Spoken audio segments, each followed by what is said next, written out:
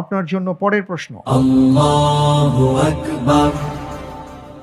কোন খেলাফতের শাসকগণ তাদের নামের সাথে গাজী উপাধি ব্যবহার করতেন? এ উমাইয়া শাসকগণ, বি আব্বাসীয় শাসকগণ, সি মামলুক শাসকগণ, ডি ওসমানীয় শাসকগণ।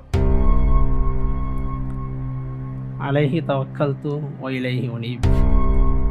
আল্লাহর উপর ভরসা করে এবারের উত্তর হিসেবে বেছে নিচ্ছি অপশন ডি, ওসমানীয় শাসকগণ। অপশন ডি ওসমানীয় শাসকগণ ফেস করে দিব। ইনশাআল্লাহ। লক করা হোক অপশন ডি ওসমানীয় শাসকগণ।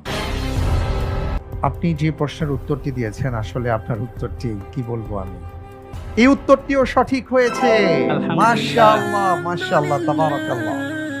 আলহামদুলিল্লাহ, জি ঠিকই বলেছেন আপনি।